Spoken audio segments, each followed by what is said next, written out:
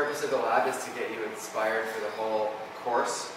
So we're going to go over a multitude of topics, and we're going to talk a little bit about some math behind it, but mostly just qualitative flow visualization. So the pre-lab, you had to define the different flow visualization techniques. So why don't we go through those? There's the path line, timeline, streamline, and streamline.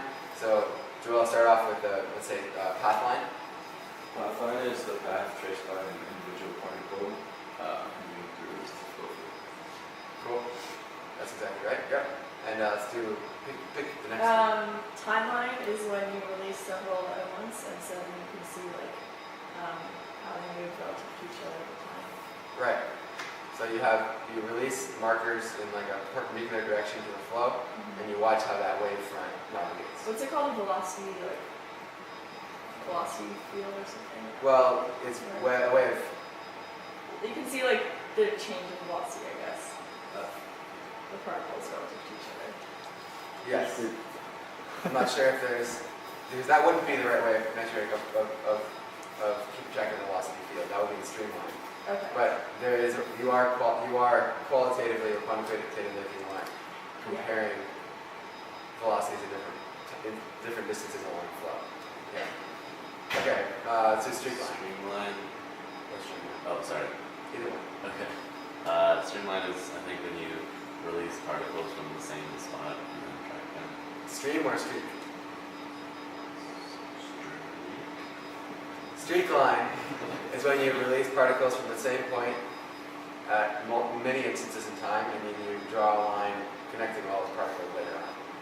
So that one is that's what we'll be using today, because we're going to be releasing dye and smoke into flow.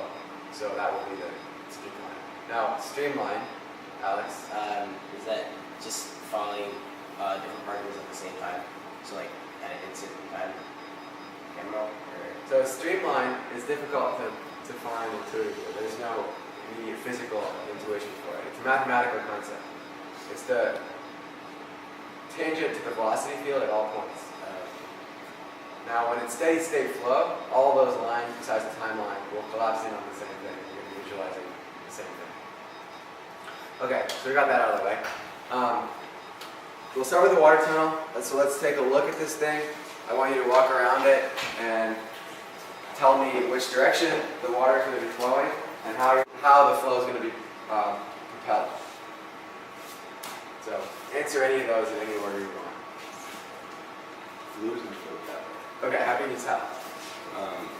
This little arrow or water wing is streamlined such that it receives pressure from that direction. Exactly. So you can tell that it's a wing that's directed, wanting flow from that side. How else? There's another way you can tell the flow is coming from this direction. Most of the dyes will be inserted here, so. Yeah, we could have moved the dyes around, but you're right, there's dyes here. Have to do with the sort of nozzle shape? Yeah, exactly, nozzle shape. So that's a big nozzle right here. So the purpose of a nozzle is to take high pressure fluid and convert that pressure into high velocity. So the pump down here is going to be delivering water up to the top reservoir at a high pressure, and then that high pressure, the water gets accelerated through the nozzle, and we have a high velocity in here. Now inside the nozzle, there is a honeycomb sheet to keep the flow uniform, because the water comes in and then from the pump it will have some turbulence and some eddies. And you want to have pretty uniform flow at this inlet section here. So you can't see it unless you stick your head in, but there's a honeycomb sheet in there to keep the flow in there. Okay, so like I said, the pump is there, so the pump is going to be the driving pressure, create a pressure differential that's going to drive the flow. So in the same way, we need a pressure differential to drive the dye. So how are we going to inject the dye into the fluid? Gravity, exactly. It's gravity. So these things, this dye is on a track. Whoops. So depending on the height of the dye, we're going to have a higher pressure. There's also a little hand pump that if we want to inject even more, we can pressurize this container here, and we control the dye with these valves open and closed. You'll play with those. Okay, let's turn this thing on. So why don't we get some people over on this side? Oh, sorry, we need to fill it up first. I'm backwards here. I need 2 volunteers to pick up this plate. So we're going to fill up the tank with, just move it to the side. We're going to fill the tank up with this brass. This brass pipe has brass water coming in from Cardinal Cogen. We're going to hook up this green hose to that pipe and then open up the valve. But so as someone goes in there and turns and connects the hose, I want you to think about what's the minimum pressure required in that pipe in order for this tank to be filled up to some high H. Okay, here. Someone could go in there. If there's a green hose and there's an attachment here, I want you to make that attachment happen.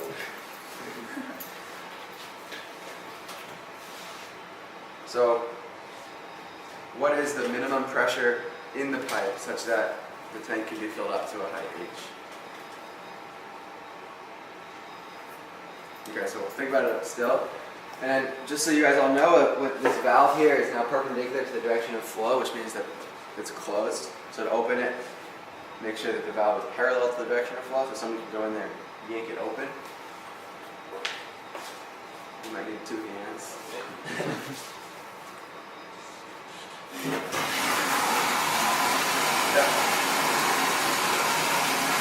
Okay, so now this is going to be open for a bit while we fill it up, so be careful and don't step in the hole. Anyone have an answer to the question? Something like that? Yeah, so there's another term in there which is important. It's the atmosphere. So if you take the water when it reaches a certain height here, there's going to be some pressure that the atmosphere is pressing down on the free surface. And then there's also a hydrostatic component of pressure which is present from that height H all the way down to the height of the hose. So that the pressure in the fluid right down there has to be enough to overcome that hydrostatic component plus the atmospheric component. Okay, keep that in mind. So we're going to go with this board right now and let this fill up. I want you to pay close attention to the point where it gets about here. Because if it goes too high, 2 things can happen. One, the airfoil can actually pop out and then that's bad news. Or we can just be negligent and the water can go over the top and that's even worse news. So pay attention while I talk. Let's go over to the board here.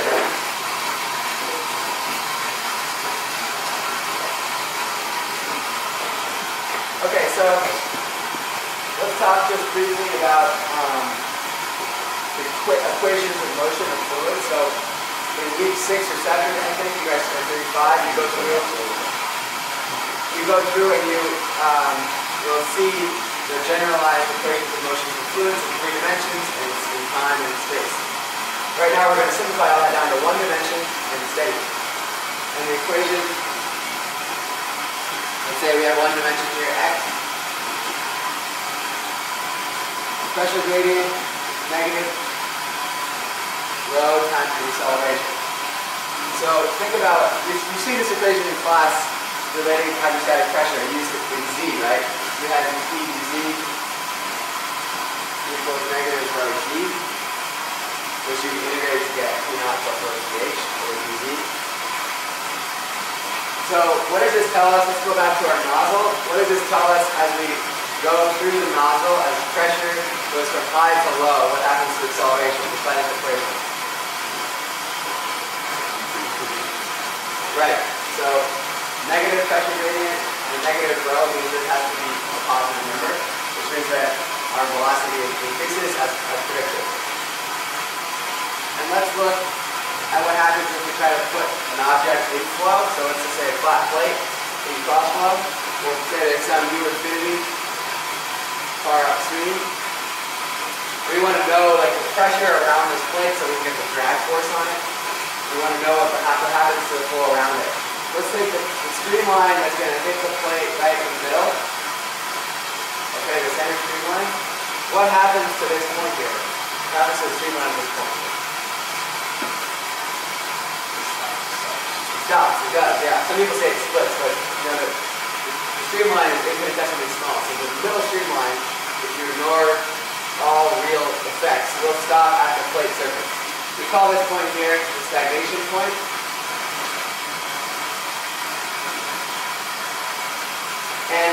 using this equation here, we just saw a positive v and a 0, and the acceleration is now going to is negative.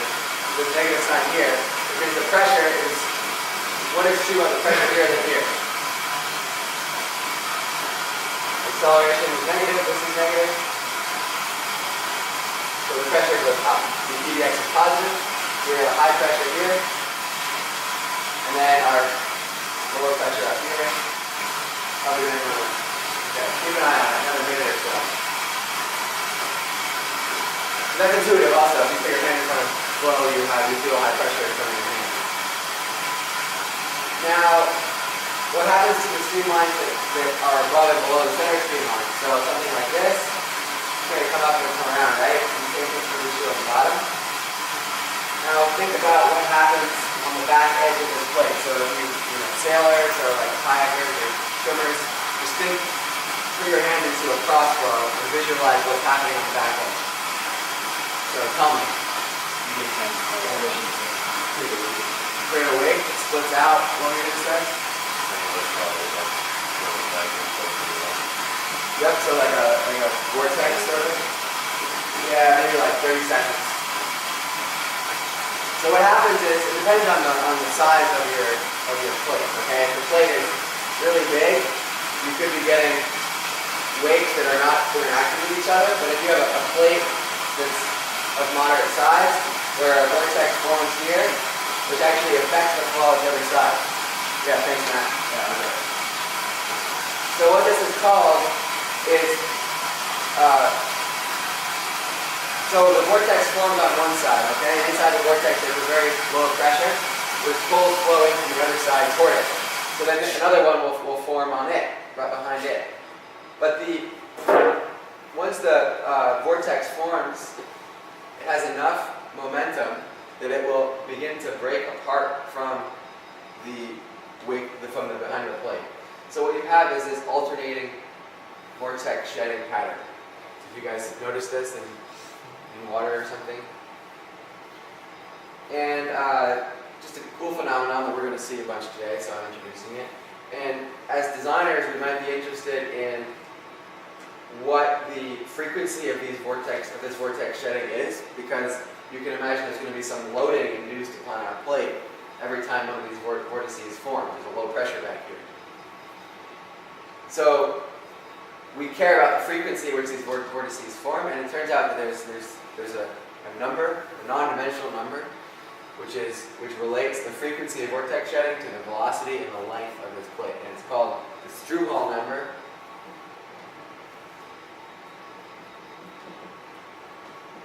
And it's equal to the frequency f times the length L if we're using a plate like this. It would be a diameter if it's a cylinder or sphere, and divided by the free stream velocity. And this is sort of, doesn't mean anything right now because you don't know what it's equal to. But if you can find an expression for what the Strouhal number is equal to, and you know the length and you know the velocity, you can actually calculate the frequency of these vortices. And that's insightful. So it turns out that this number here is for moderately turbulent regimes, for a large regime, because it depends on it's actually a function of another set of parameters here, which is called the Reynolds number, which we'll actually talk about in about 15 minutes. And for all the flows we're going to be seeing today, it's about equal to 0.2. So, long story short, you empirically find what the Strouhal number is, and then you can back out what the frequency is. Okay. Now, one more thing I have not mentioned is that there's going to be some drag force on this plate. Right? So, that drag force is going to be due to the pressure difference between this side and this side.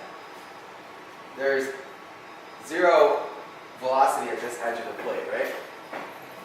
So the pressure goes up compared to the free stream pressure.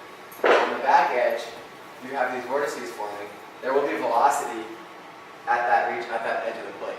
So there will be a higher V, and so the pressure will be lower. So you'll have a net pressure drag force in this direction, FP. And we'll talk about that more at length too. Now, one more thing before we start the experiment.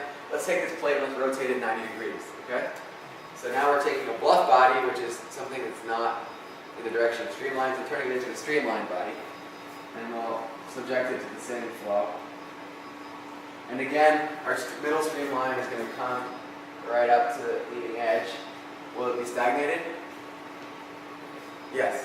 Anything with finite distance here, there's going to be a point at which there's a stagnation point. And then it'll come around. Now, the actual pattern of flow around here is problem specific. There's many different options. So we could see for a laminar flow, you could come around and reattach at the back. And the same thing we have on the bottom.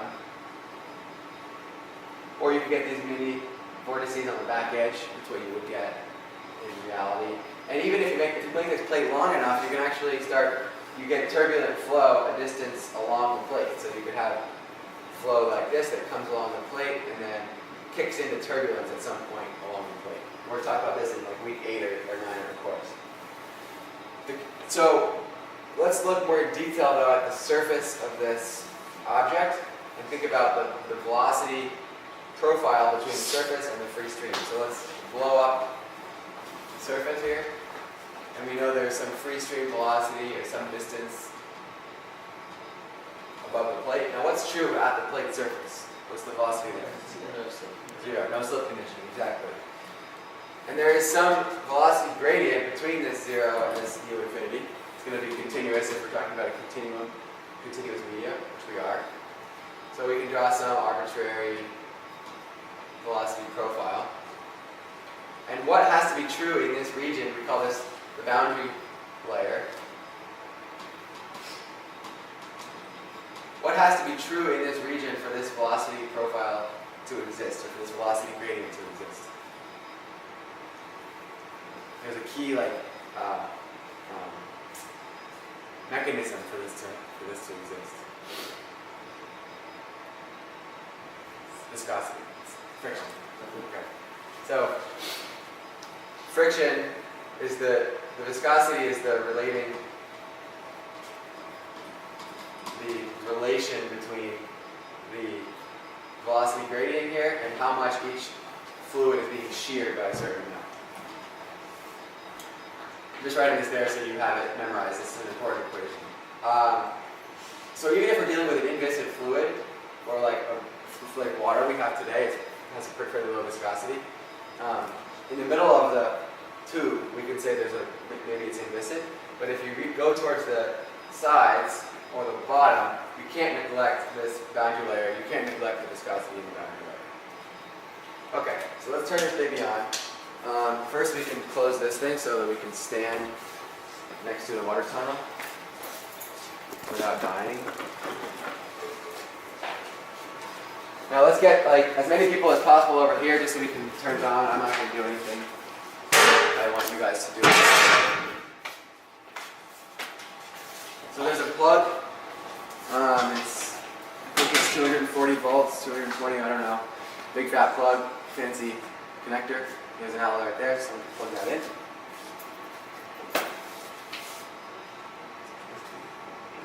And then there's a big lever, a handle here, off, on. So if you wanted to just yank it on, This way? On this side. the way it says on. There you go. And then there's a little controller box which is currently warming up and it's going to say 0.0 hertz. So can anyone tell me why this is? We want to control the speed of the flow. Okay, that's what this is doing. Why would it say hertz?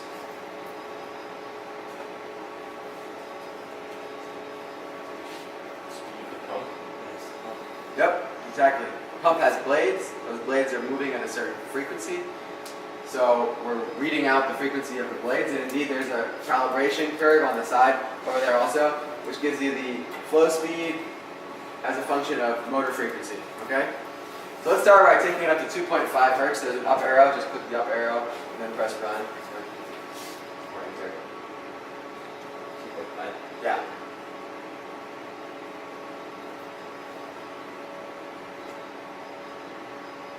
Enter, right? Either one. Oh. Press run.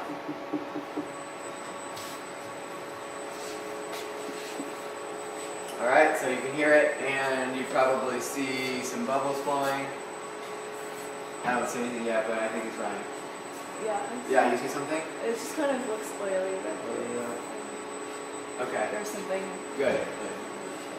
So let's do some really basic stuff first. Let's use the red dye. You guys can play around with this. The lab is basically for you guys to explore. The red dye, let's turn that knob on just about halfway. And right now it's in the wake of the airfoil, so it's going to look sort of different. And why don't we move it up to before the airfoil? We move that whole thing.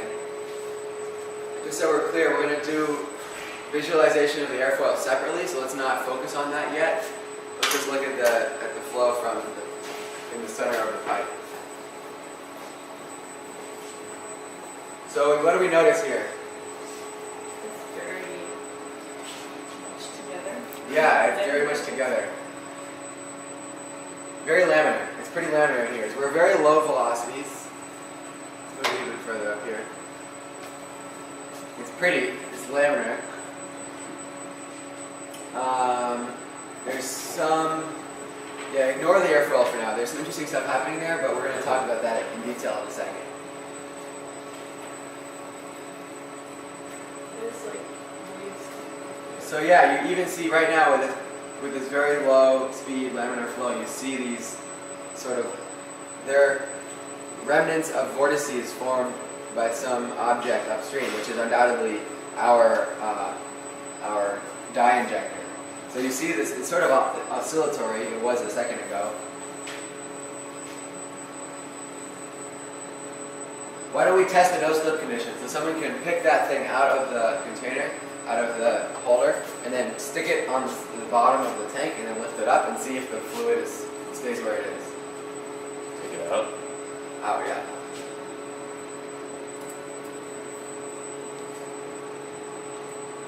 Okay, and then lift it up.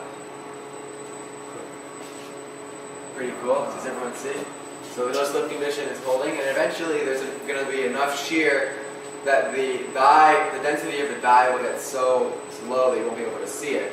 So it looks like it's been gone, but the no-slip condition really is holding.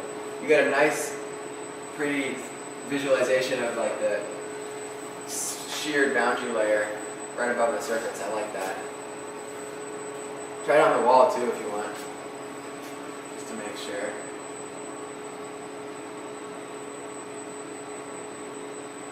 Cool, very cool. Okay, you can put that back if you want, or do whatever you want. Why don't we experiment a little bit with changing with pressure, where we'll put in a nozzle into the flow, and then we'll try to figure out, or we'll visualize how the flow is being accelerated. So we have these nice little plates that fit nicely in the middle of the tunnel. So why doesn't someone go in there and make us a nozzle? Turn up the flow to, let's say, 5 instead of 2.5. Don't be afraid to get your hands wet.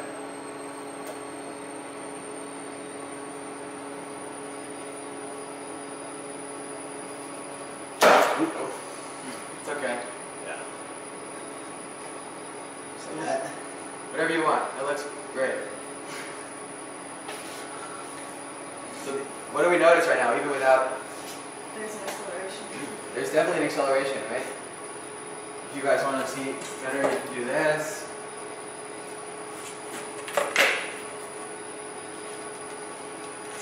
So who can explain in technical terms, as precisely as possible, what's happening to this fluid as it's being accelerated? Why is it accelerating? Give it your best shot. Pressure is lowered. Pressure is, well, I'll tell you that's true, but it's not the reason why. By putting that plate there, you didn't change the pressure at this point. The pressure there is lower, but not because of the plate. So think about a control volume that consists of this edge here, so we'll cut the tube here, and then at the wall, and then we'll cut it right at this exit, and do the same thing on the other side. So you have this cube of water, okay? And is it accumulating mass? No, right? It's in steady state. So all the mass coming in has to be coming out. And what's the equation for mass flow rate?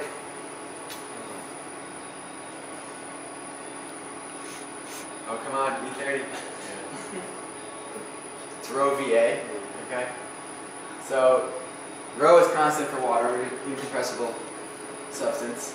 So V and A are inversely proportional, and you have a big A here and a small a here, it means the V has to be bigger back here than it is here. So that's the rationale for that. So now, you said that it's because there's also a lower pressure back here, and that's true. The low pressure is a function, is there because there's a higher velocity. And that's a formulation, we can talk about that later in the course in terms of energy balance, where you have, at the expense of pressure, you're gaining velocity. Now, using this intuition that the pressure is lower, could you explain why the free surface is lower back here than it is up here? Because see, there's this drop right here across the nozzle.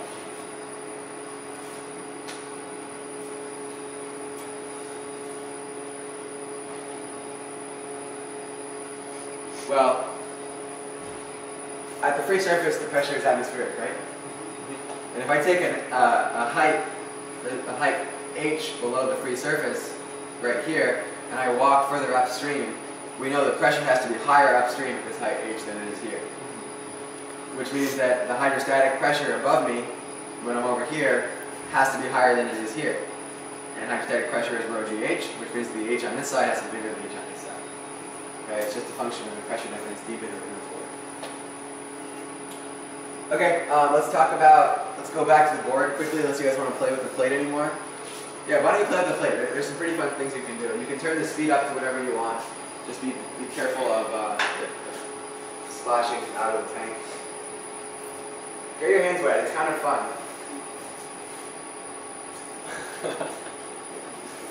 Don't all jump in at once.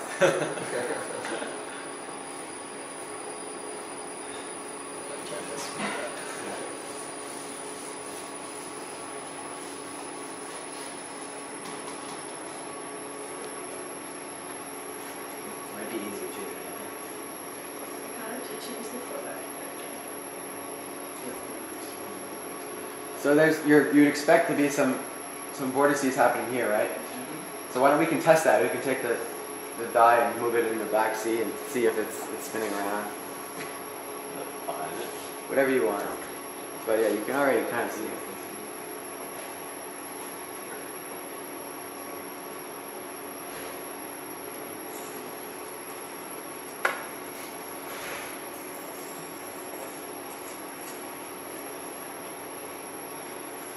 We're getting pretty pink here.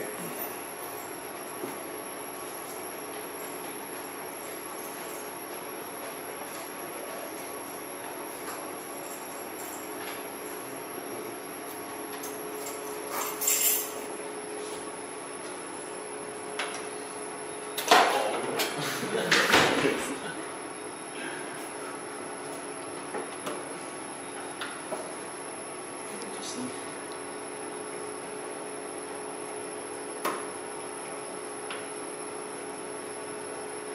So there's reverse flow happening there. Quite a bit.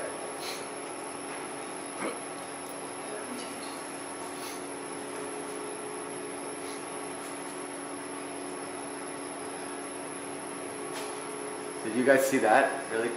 It was like there were these vortices forming on the edge of the tunnel. Yeah, see that? Look at that. Ooh.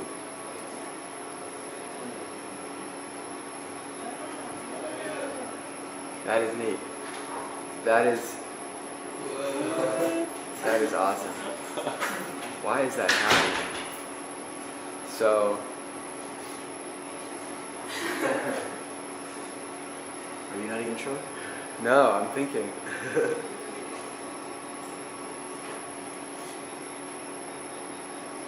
So there has to be any sort of vertical patterns in the fluid above that. If they're large scale and slow, if they're brought close together, they could become more powerful and existent. But I'm not sure why that would happen. Wow. it was like tilted a little bit. Was it? Yeah, this definitely is a perpendicular to it. And Yeah. It used to be more like. See if I can get it again.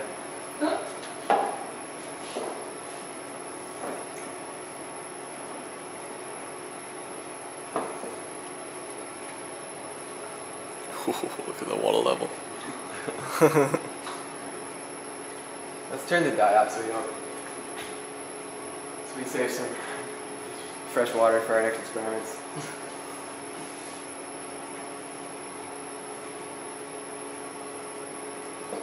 I don't know, it's hard to get that angle that we want, Yeah. but it was definitely not. Just from a visual perspective, is this still considered lambda or is this more tricky? Well, we can figure it out by looking. It's definitely turbulent. Yeah, you can't really tell without the tracer. All right. Everyone satisfied? Helen satisfied? Okay, let's go to the board. Never. Now we're going to talk about flow around a cylinder or a sphere. Let's think about a cylinder, sort of free stream. Again, there'll be a streamline which comes toward it, and it will be stagnant. And if you actually solve the equations for the streamlines around this object in math, you'll get there's going to be one streamline which comes in and gets to be zero velocity on the surface. And the same streamline will start at the rear end and then go accelerate from zero velocity to free stream velocity at the other end. This is sort of hard to understand, hard to think about because it means there's a streamline which is just like creeping along the surface at zero velocity until the other end. So at the stagnation point, is there like one particle that just is always there, or is there? I mean, it's a theoretically yes. Theoretically yes. Any irregularities in the flow upstream will cause that particle to be shifted, but theoretically it will. Okay, well, let's not worry about that for right now. Let's see what happens when the flow comes around the sphere. So tell me, or draw, actually, yeah, draw. Someone draw, tell me what happens. There's more than one right answer, so don't be afraid. You have a laminar flow, probably just come around like this, meet up with that streamline right there. Okay, cool. Sweet. Let's do another option. So we'll draw another one here. So you're saying the flow never unattaches or stays attached to the surface of the sphere Yeah, the whole way there's no around. separation. There's a separation point, right? The other option might be something like this, right? Where we saw before, where there are these vortices form on the back edge of the sphere. Hi, Professor. Okay. So we want to be able to compare or be able to define a metric which can specify whether this is going to happen or this is going to happen. Okay? So the way we do that is first think intuitively, what is going to be true about the flow if this happens? I think you said laminar, right? Turns out it's more than just laminar. It has to be extremely laminar. So high viscosity, well, you'll see in a second. So you can think maybe high viscosity, low velocity flow would make this happen. Whereas this would be more about low velocity, low viscosity, high velocity. Right, so the way this is called, by the way, creeping flow, or Stokes flow. And since it's so nice and laminar, you can get analytical equations for what happens around the sphere, and then you can actually use those analytical equations to calculate viscosity, to incorporate viscosity. And we're going to do that in lab, the last lab in class, we're going to calculate viscosity by dealing with creeping flow around the sphere. Now, the metric that we're going to use to compare these two cases is called the Reynolds number, which I hinted at earlier. So Reynolds is the guy's name, it's not Reynolds, so it's Reynolds' number if you want to talk about plural or possessive. Reynolds number is a ratio of forces of momentum forces on the top to viscous forces on the bottom. So rho and V is for like a massive volume, that's going to be like momentum, and viscosity is obviously like viscosity. So a low Reynolds number would correspond to a fluid with very high viscosity and very low velocity, which would be this case, right? And a high Reynolds number would be this case. So it turns out for this to occur, for creeping flow to occur, we need Reynolds number to be like much less than 1, I believe. Now I'm doubting myself. Well, that's without using numbers here, we'll just say very low Reynolds number. Okay? So that means we can talk about laminar versus turbulence, where we're using Reynolds number as our metric. So laminar is low Reynolds number, and turbulence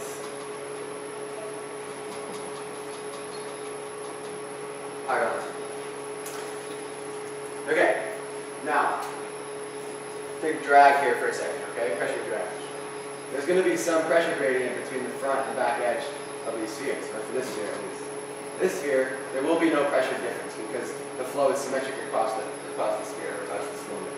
Over here though, the minute that you separate from the surface of the sphere, you have a low pressure region in the wake. So we have a low pressure down here, and a high pressure up here. So we have some net drag in that direction. We call this point the separation point.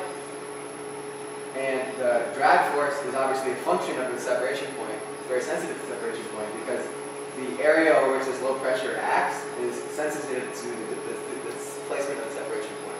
So it's an active area of research because for streamlined bodies, you really want to push that separation point as far back as possible and minimize that low pressure area. So for the military does work on like wings with, so imagine an airfoil, and you want the flow to stick on the airfoil as long as possible. So what geometry of the airfoil will allow that to occur? Maybe you add some flaps before and after. Maybe you have some suction mechanism that pulls the air in close to the airfoil to cause it to stick on the wing a little further. Maybe you ionize the air and then apply an electric field to kick it further in that direction. Actually, Professor Capelli does research in this. And one of Professor Tang's students does research on inducing turbulence at the leading edge of an object. Because if the flow is turbulent coming into the object, the separation point will get pushed back. That's why golf balls have dimples. So they induce turbulence by some mechanism using some like variable geometry object, which then causes the separation point to move back and forth in a controlled pressure drag. So anyway, it's a research area of interest. So let's go look at the sphere now. We'll turn on the, I think it's green. Yeah, it's green. Let's move it in front of the airfoil so we can get a fresh flow. And keep your eyes open for the separation point and look for the pressure, the wake behind the sphere. So turn the dye on, please. The green one? Yeah. Come in close and look.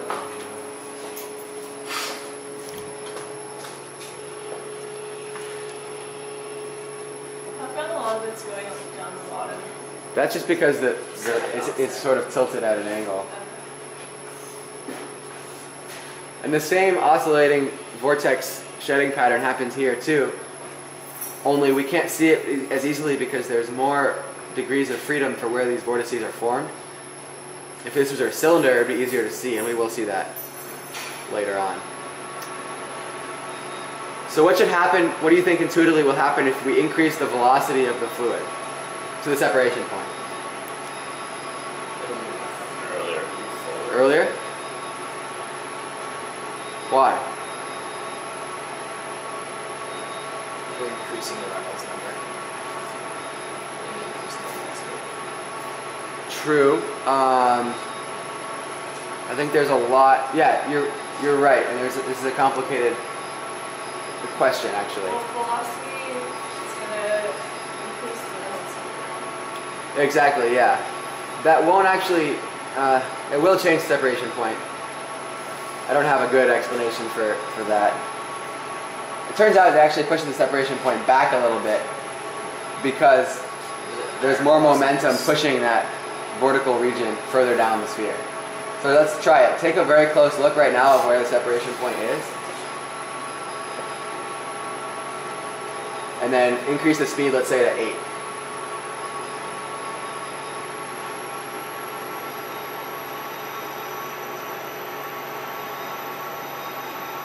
I think ever so slightly it crept back just a little bit.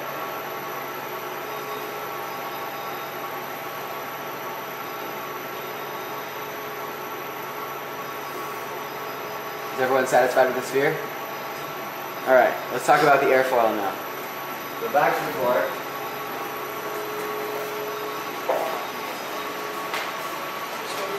That way.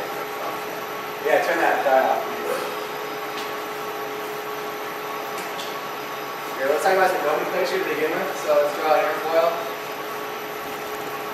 We call this the leading edge. We call this the trailing edge. The line that connects the leading and trailing edge is called the chord length, or the chord. And if we subject it to some uniform, some free stream velocity, the angle between the chord and that free stream, there's a different color here.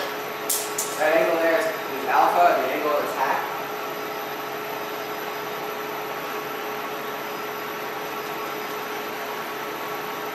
And so airfoils are designed to generate lift at certain angles of attack.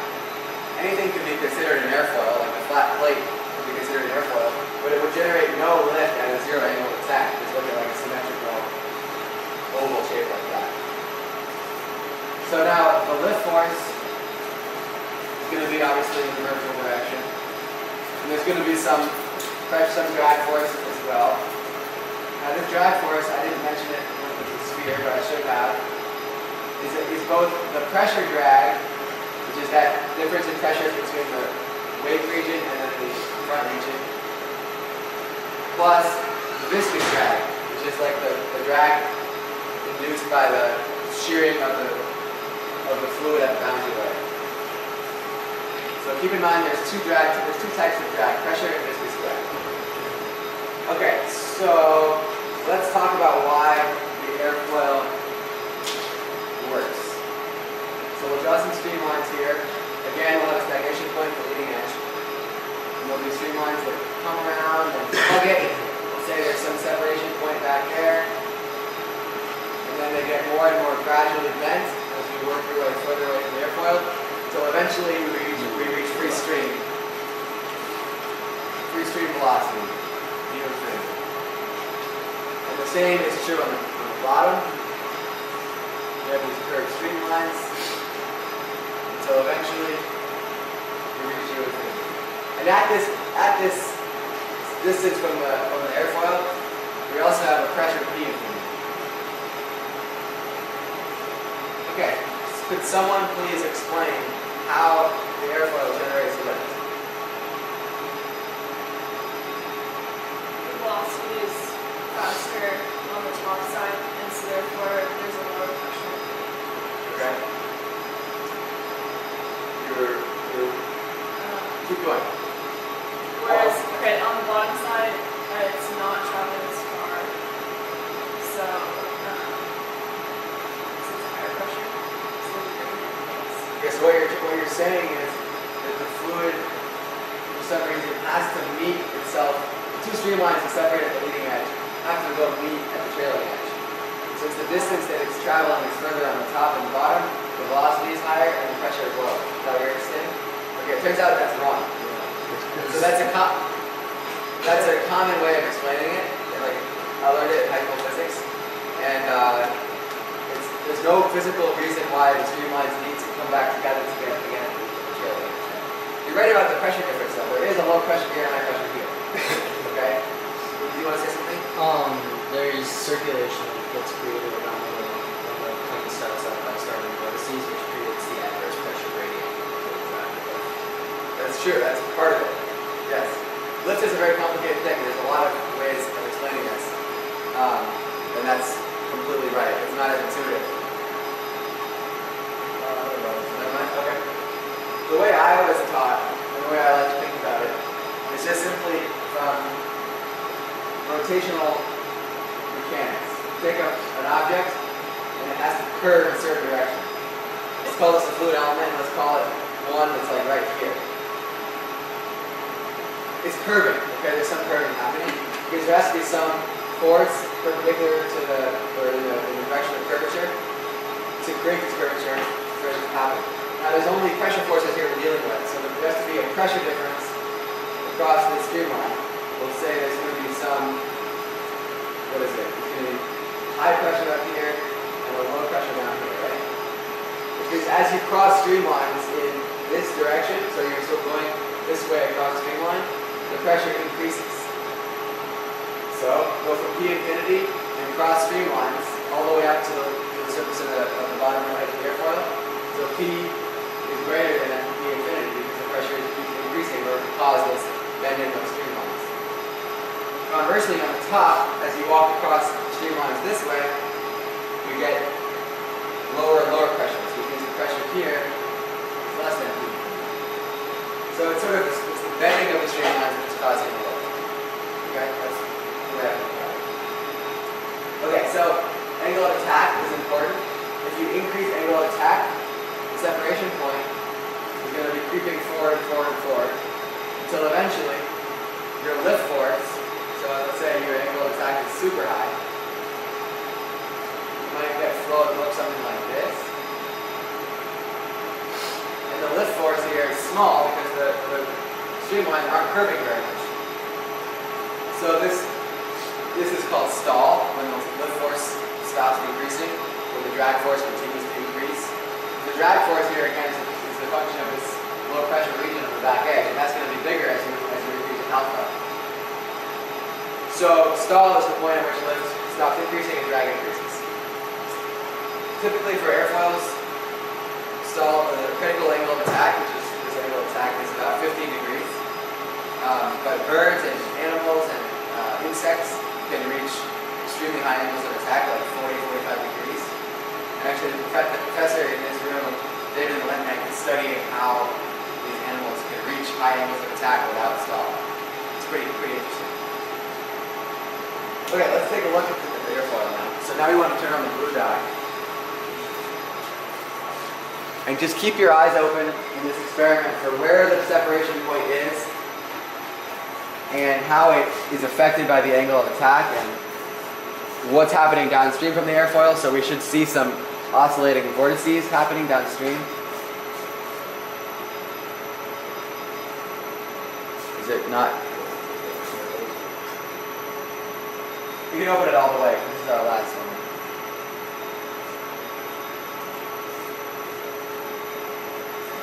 So you can play with the angle of attack by pushing this in and then playing with it, and I recommend that you do that. Just don't pull it out.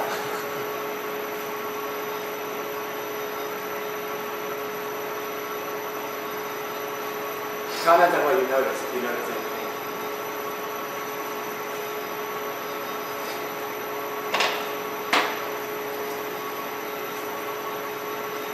What do you see? Can you see the separation point right now? Move the sphere from in front, perhaps. Oh, yeah. Nice. Do you sort of see a point sort of like midway along the airfoil where the vortices start to form, and if I change the angle of attack lower, it gets pushed further back. So it stays attached all the way along to about 3/4 of the way down. You can see that blue recirculation region at the back edge. Now if you increase the velocity, the same thing will happen to the separation point. It gets kicked back, it gets pushed further back. So why don't we increase the velocity?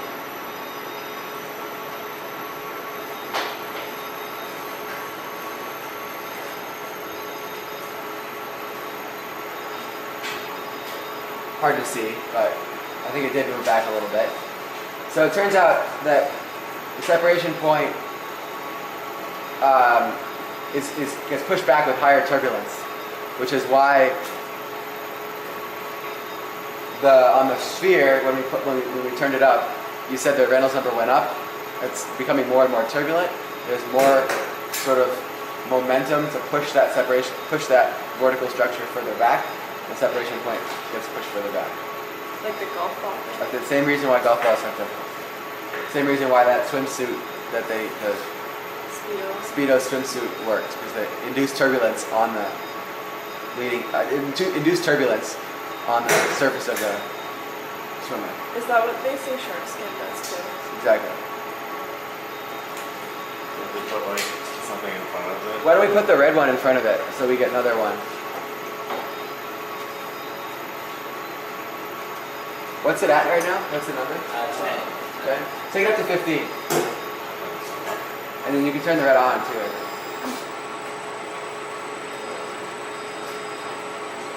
So notice what's happening with the level of the water above the airfoil. And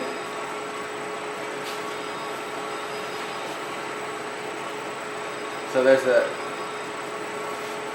pattern that this vein is introducing, which is interesting, but beyond that, there's also ripples due to the low pressure above the airfoil.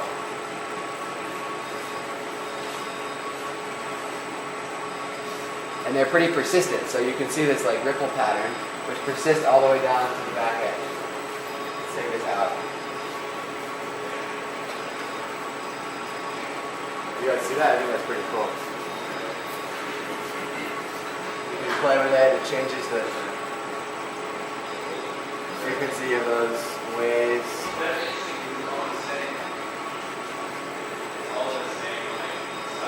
Take a look, guys. Get in there and play with it. This is meant for you guys to do. You can get in the way of the camera, don't worry.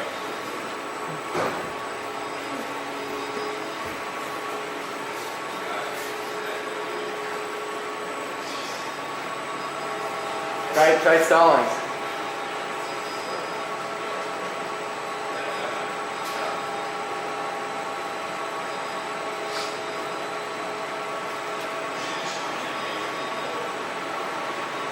Okay, so we can use the same tools to explain why the water level here decreases.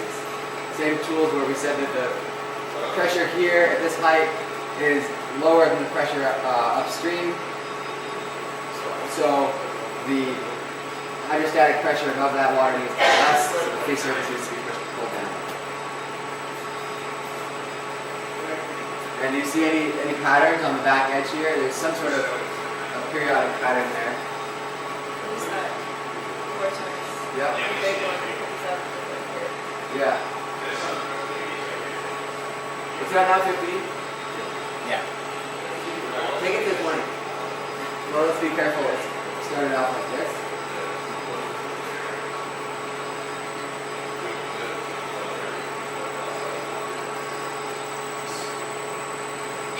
Now we're pruning. So just even right now, you saw that the separation point got pushed back pretty substantially. And it stays attached fairly well, even at relatively high attack right there.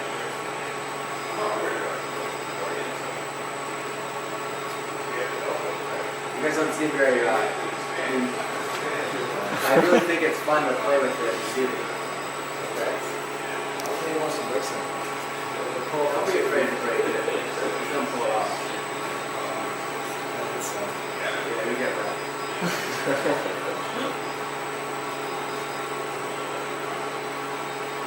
So airfoils, there's a lot of engineering work that's been done on designing airfoils.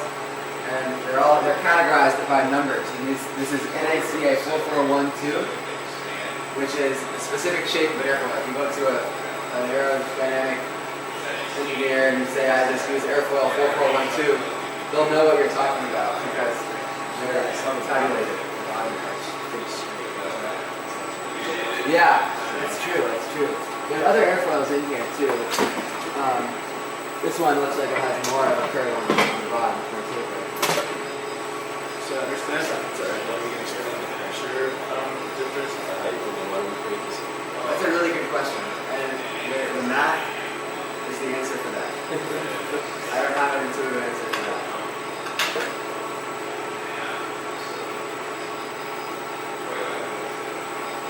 But it's pretty, isn't it? It's nice. Okay, that's all I've got for the water tunnel. If you guys want to do anything else, you can. we're gonna go over the smoke tunnel in a minute here. Right up here.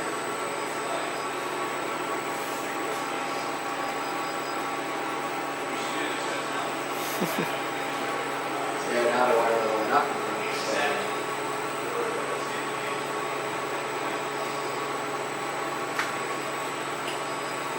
Okay, so let's turn the dial off. Stop it. Just turn that down to 0 and then press 1 or whatever. Okay, so now we're going to drain this thing. We're going to drain it by taking the hose off of the pipe. And I want you to think hard about how long you think it's going to take to drain. Okay?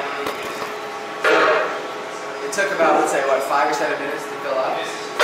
So how long will it take to drain? Let's go around and guess. We're going to do it by unscrewing the hose.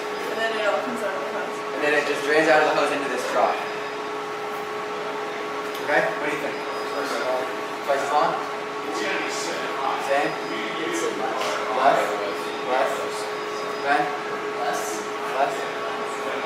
2 minutes. 2 minutes? Okay, we'll see. So someone can unscrew.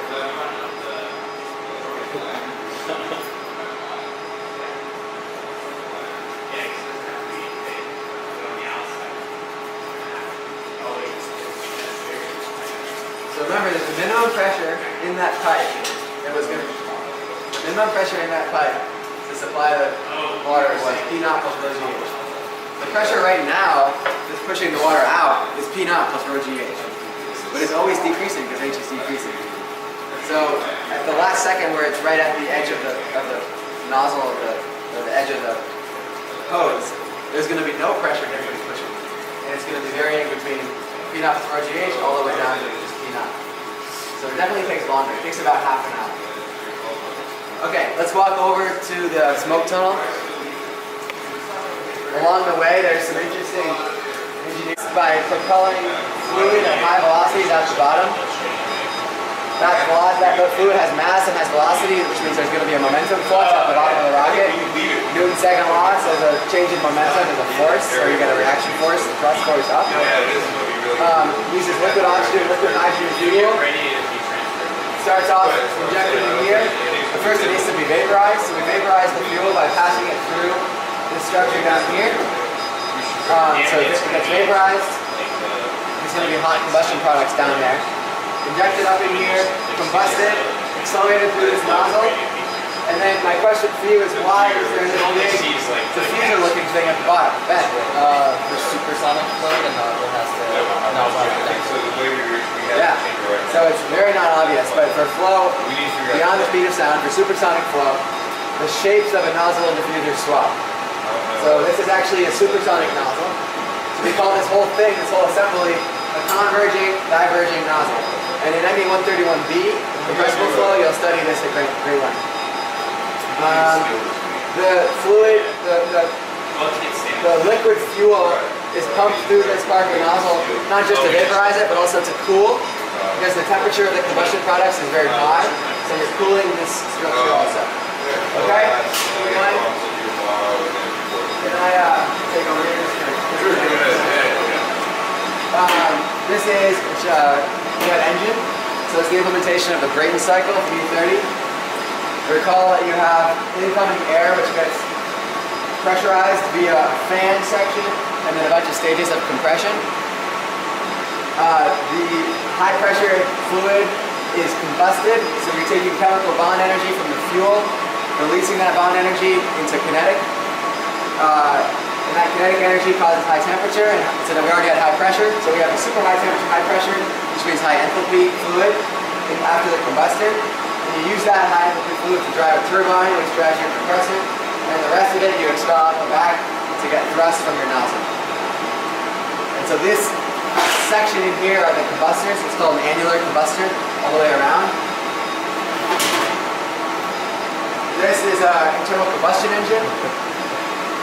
It's an old one. The internal combustion engine works on the principle of a piston, which is pushed down via explosion every other stroke.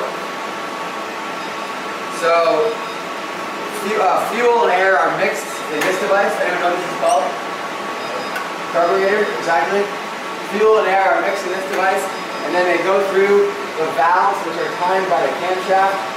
So these cams here open up the valves at the right times, and then they let the fuel mixture into the cylinder. The cylinder compresses, the spark ignites it, and then it gets pushed down and combusts. Then the cylinder comes back up and exhausts that stuff through the exhaust valve, which is the red pipe here, so it's one of those two valves.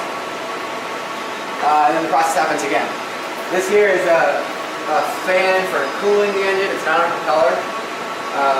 Nowadays they use water coolant, and there's enough incoming air, ambient air, to cool the engine as is. They don't usually have fans anymore. This is extremely inefficient because at low speeds, anyway, not that used anymore. If you look on the back end here, so you can think maybe that the exhaust coming out of the engine still has energy, still has high enthalpy.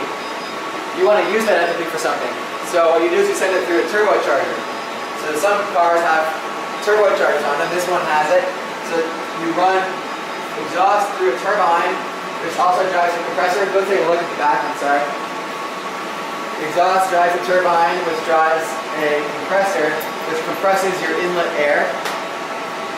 And that inlet air is just packed into a smaller volume, so for a given stroke you can actually get more fuel and more air, more bang for your buck. Now turbos are pretty interesting because they're running at super high rotation, super high speeds. So the bearings in there are really important to design. And they're using fluidic bearings, so there's a layer of oil into that bearing. So your problem in homework 1 with the sounder is very applicable in that. It's basically the same problem. So that's an application for those right there. IC engines are awesome, and there's so many parts that come together. There's fluids, there's heat transfer, there's mechanical design, there's power electronics. It's just a pretty marvelous piece of engineering. By the way, this is where the transmission would be right here.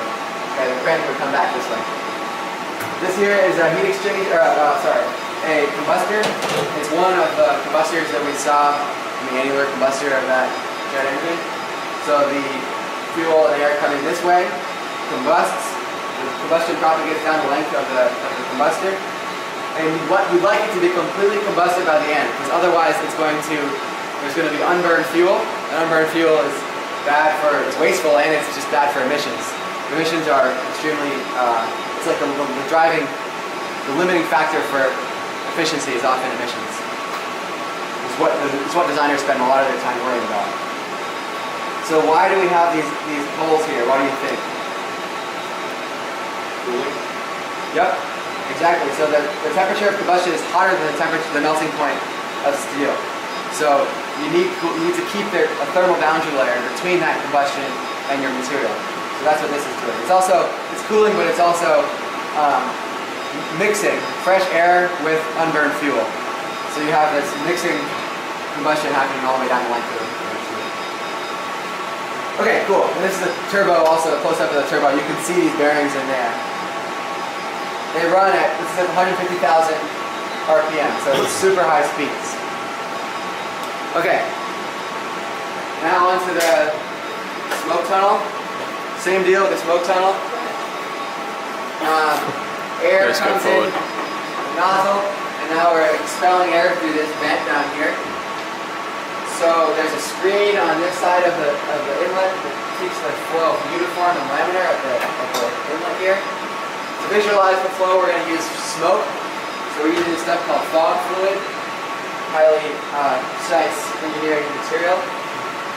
And we're going to vaporize the fog fluid with a wire, and then a mini blower is going to blow that fluid into the rest of the screen, the rest of the air stream, and we'll get lines coming along the window that way.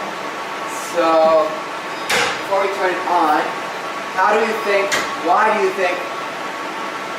so we change the airspeed by changing the opening distance, this area of opening. Can someone explain to me how that works to change the airspeed?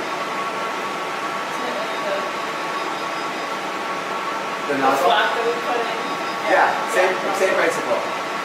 So I'll tell you that the blower supplies a constant mass flow rate, okay?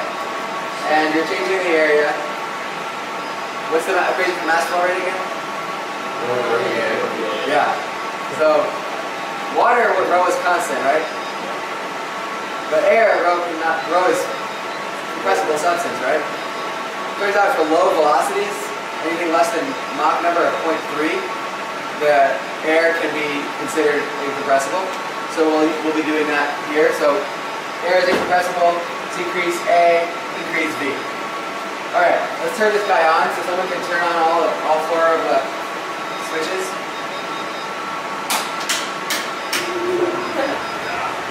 This thing was built in 1957.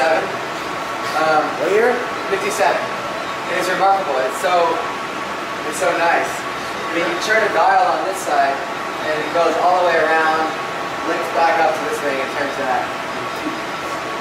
So the airfoil, we've seen most of the effects of the airfoil, so I'm not going to go into too much depth with this.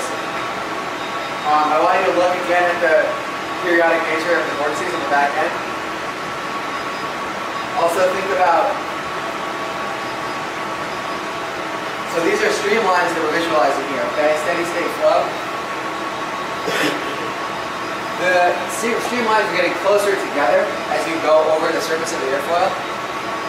And no flow crosses the streamlines. It's like a wall. Okay? The definition of a streamline is tangent to the velocity field. Which means that this can be considered sort of like a nozzle. You have some area here, some small area here. There's no accumulation of mass inside that control volume. Well, the density is constant, so V goes up. So that's a quick trick you can play with streamline visualization. Go ahead and play with the knobs if you get it to turn certain different angles.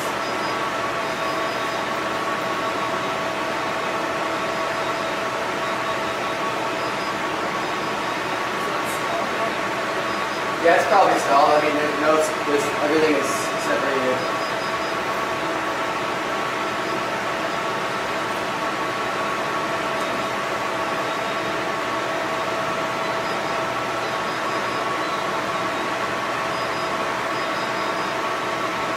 Is there any way to control the flat? It's broken. Unfortunately, yeah. Try changing it to a 90 degree. Make it a blunt body. That's good enough.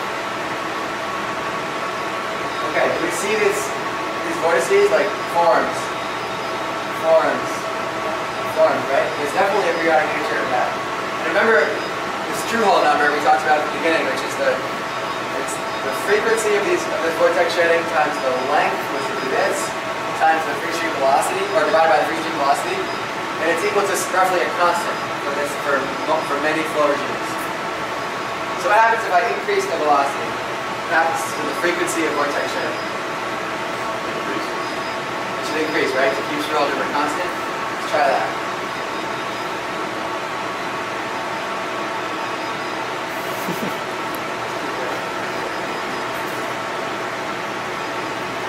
Sometimes it's hard to see.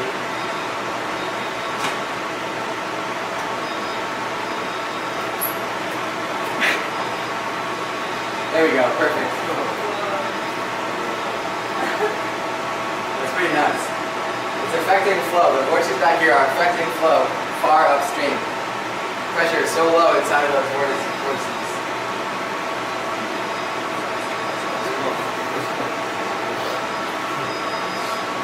Okay, so and you can also tell that this stagnation point here, you can kind of see it sort of spread out. You can see the high pressure there. Let's call it quits with the airfoil, and let's move to a cylinder. So turn them all off. And there's a cylinder we're going to use right here. You can open up the window. Be careful because actually let's move it this way. It's going to fall. It's broken. So open up the window carefully.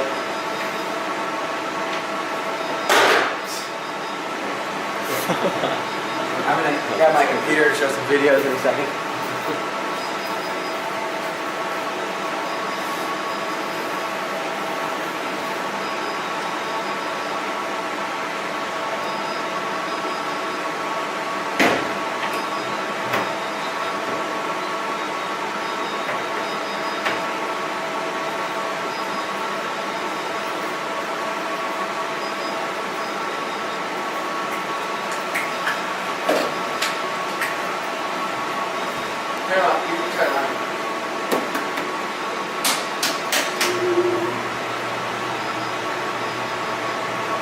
purpose, this is pretty interesting because this is a completely symmetric body subject to uniform flow, and we're seeing extremely non-uniform stuff happening on the back edge. So this is called Kármán vortex shedding, after the guy who discovered it, Theodor von Kármán, in like 1909 or something. He was interested in why wires, strings sing in crossflow. You take a wire, you put it in a crossflow, and it has this resonance, it sings. So he studied this and named after him.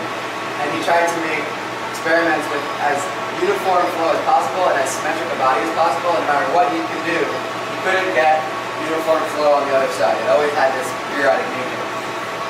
And that's just a function of the fact that there's always going to be instabilities in this flow and on the surface of this material, which causes this to happen.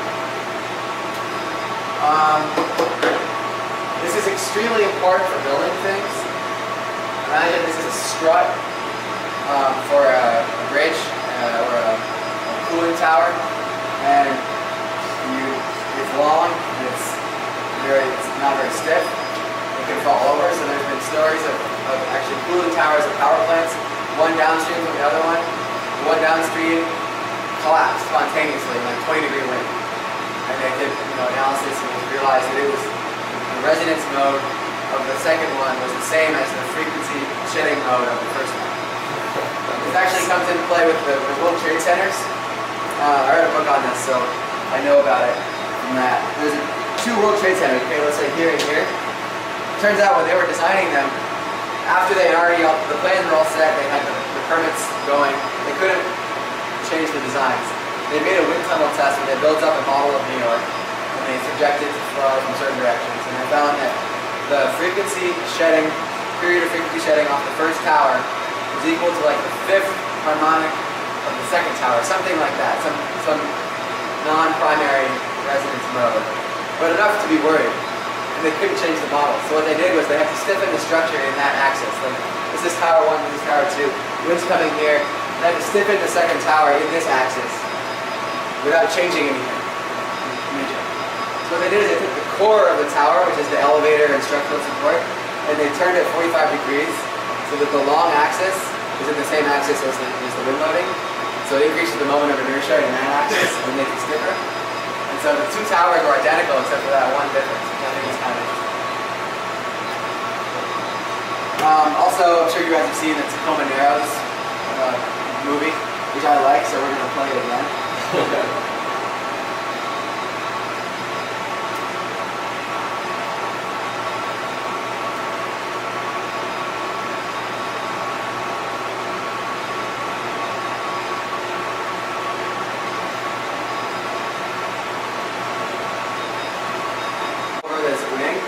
We're going to look at it top down. I'm going to do this real quick just because it's hard to put in.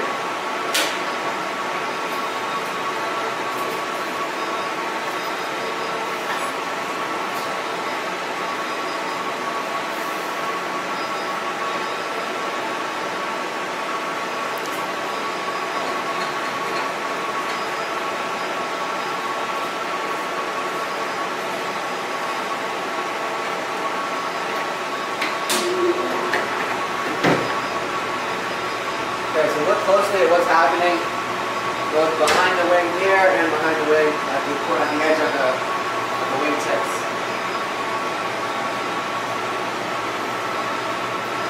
What do you guys notice? So it's obviously doing some funky crossover business there, right? That's called a wingtip vortex. And the mechanism for that is pretty obvious when you think about why wind could work. So there's obviously a low pressure on top and a high pressure underneath. It's an airfoil just like we talked about. And there's a mechanism, or there's a pathway for that fluid to reach the low pressure region. And it's going to take that pathway. It wants to go from high to low pressure.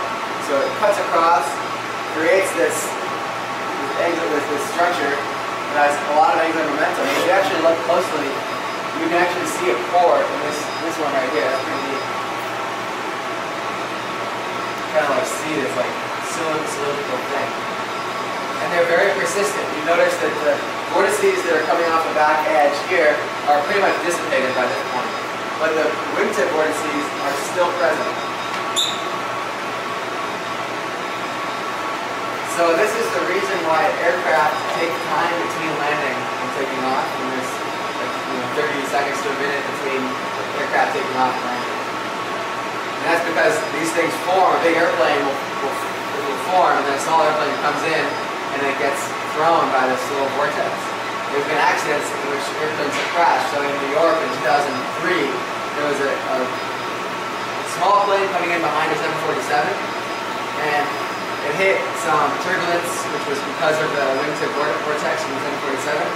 The pilot overcorrected and broke the rudder, and the plane crashed and killed like 3 people on the ground.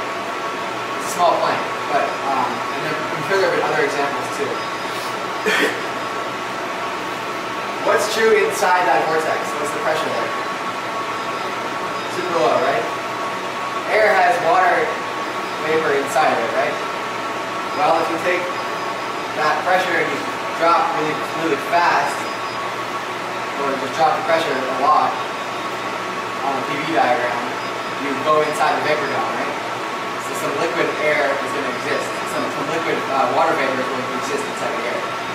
That liquid water vapor is visible. There's a droplet. So you're looking, you see a core of water, condensed water. So that's like one of the types of contrails that we see in the sky. The primary contrail that you see is the combustion products coming out of the engine.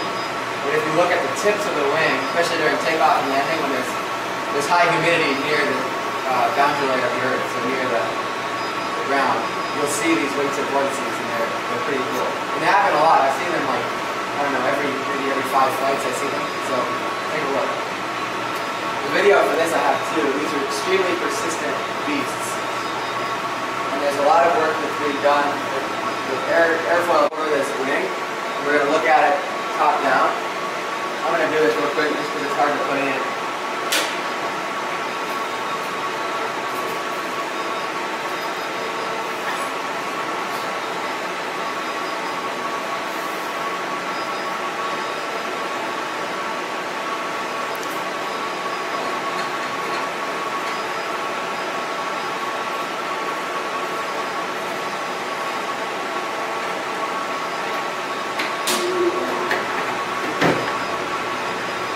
Okay, so look closely at what's happening both behind the wing here and behind the wing at the edge of the wing tips.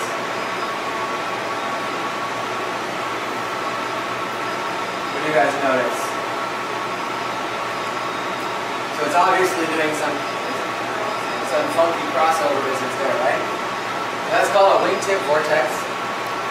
And the mechanism for that is pretty obvious when you think about why a wing would work. So there's obviously a low pressure on top and a high pressure underneath. It's an airfoil just like we talked about. And there's a mechanism, or there's a pathway for that fluid to reach the low pressure region. And it's going to take that pathway. It wants to go to the high to low pressure. So it cuts across, creates this structure that has a lot of angular momentum. If you actually look closely, you can actually see a core in this one right here. That's pretty neat. Kind of like see this like cylindrical thing. And they're very persistent. You notice that the vortices that are coming off the back edge here are pretty much dissipated by this point. But the wingtip vortices are still present. So this is the reason why aircraft take time between landing and taking off. And there's like 30 seconds to a minute between aircraft taking off and landing. And that's because these things form. A big airplane will form, and then a small airplane comes in, and it gets thrown by this little vortex. There's been accidents in which airplanes have crashed. So in New York in 2003, there was a small plane coming in behind a 747, and it hit some turbulence, which was because of the wingtip vortex from the 747. The pilot overcorrected and broke the rudder, and the plane crashed and killed like 3 people on the ground. It's a small plane, but and I'm sure there have been other examples too. What's true inside that vortex? What's the pressure like? Super low, right? Air has water vapor inside of it, right? Well, if you take that pressure and you drop really fast, or or just drop the pressure a lot on a PV diagram, you go inside the vapor dome, right? So some liquid air is going to exist. Some liquid water vapor is going to exist inside the air. That liquid water vapor is visible. There's a droplet. So you're looking, you see a core of water, condensed water. So that's one of the types of contrails that you see in the sky. The primary contrail that you see is the combustion products coming out of the engine. But if you look at the tips of the wing, especially during takeoff and landing, when there's high humidity near the boundary layer of the Earth, so near the ground, you'll see these wingtip vortices, and they're pretty cool. And they happen a lot. I've seen them like, I don't know, maybe every 5 flights I see them. So take a look. The video for this I have too. These are extremely persistent beasts. And there's a lot of work that's being done with airfoil.